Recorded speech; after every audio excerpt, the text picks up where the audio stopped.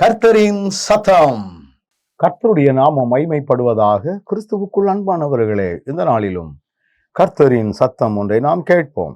யோவான் எழுதின சுவிசேஷம் 17வது அதிகாரம் 3ஆம் வசனம். ஒன்றான மெய்தேவனாகிய உம்மையும் நீர் அனுப்பினவராகிய இயேசு கிறிஸ்துவையும் அறிவதே நித்திய ஜீவன். வேதம் மிக தெளிவாக சொல்லுகிறது பாருங்கள். ஒன்றான மெய்தேவனாகிய உம்மையும் நீர் அனுப்பினவராகிய இயேசு கிறிஸ்துவையும் அறிவதே. பிதா யார் என்பதையும் தெரிந்து கொள்ள வேண்டும்.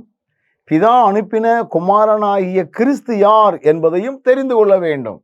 இன்னைக்கு நிறைய பேர்களுக்கு இந்த வித்தியாசத்தை புரிந்து கொள்ளக்கூடிய ஞானம் இல்லை. இதை புரிந்து கொள்வதுதான் நித்திய வாழ்க்கை என்று சொல்லி வேதம் மிக தெளிவாக நமக்கு சொல்லுகிறதை நீங்கள் உணர முடியும். வசனம் சொல்லுகிறது பாருங்கள். பிதாவையும் அறியணும், பிதாவாகிய தேவன் அனுப்பின குமாரனாகிய கிறிஸ்துவை, அதான் வசனம் சொல்லுகிறது, நீர் அனுப்பினவராகிய இயேசு கிறிஸ்துவையும் அறிவதே நித்திய ஜீவன். நாம் பிதாவினிடத்திலே நெருங்கி சேருவதற்கு குமாரன் வழியாகத்தான். அதனாலதான் நம்முடைய ஜெபம் கூட ஆண்டவராகிய இயேசுவே அப்படின்னு ஆரம்பிக்க கூடாது. பிதாவேன்னு ஆரம்பிச்சு முடிக்கும் பொழுது இயேசு கிறிஸ்துவின் வழியாக நான் முடிக்கிறேன். நிறைய நேரங்களில் நம்ம கடிதங்கள் எழுதுவோம். ஒருவேளை உயர் அதிகாரிகளுக்கு போடும் பொழுது உயர் அதிகாரிகளுடைய பேரை போட்டு பயா அப்படின்னு ஒன்று போடுவோம்.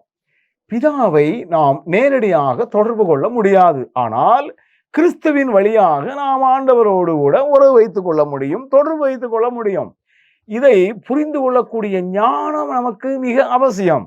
இதை புரிந்து கொள்ளாத அநேகர் வேறு வழியாக பேசிக் கொண்டிருக்கிற உலகத்திலே நம்ம வாழ்ந்து கொண்டிருக்கிறோம். எது நித்திய ஜீவன்? வேதம் மிக தெளிவாக சொல்கிறது, பிதாவையும் அவர் அனுப்பின குமாரனாகிய இயேசு கிறிஸ்துவையும் அறிவதே நித்திய வாழ்க்கை என்று சொல்லி வேதவசனம் சொல்லுகிறது. நம்ம கூட இந்த இடத்துல பார்த்தீங்கன்னா இயேசு கிறிஸ்துவை நம்ம விசுவாசிக்கிறதுனால நமக்கு நித்திய ஜீவன் உண்டு அப்படின்னு கூட ஒரு வசனம் சொல்லுகிறது. எனக்கு அன்பானவர்களே, பிதாவையும் அவருடைய குமாரனாகிய கிறிஸ்துவையும் சரியாக புரிந்து அவரில் ஐக்கியம் கொள்வோம். மூவரில் ஒருவர் என்று சொல்வதை போல அவர்கள் இருக்கிறார்கள். நல்ல ஆண்டவரே, அருமையான வேலைக்காக நன்றி செலுத்துகிறோம். எங்களுக்கு கற்றுக் கொடுத்த செய்தியை நாங்கள் புரியக்கூடிய ஞானம் தந்து எங்களை வழிநடத்தும். இயேசுவின் நாமத்தில் ஜெபிக்கிறோம் நல்ல பிதாவே.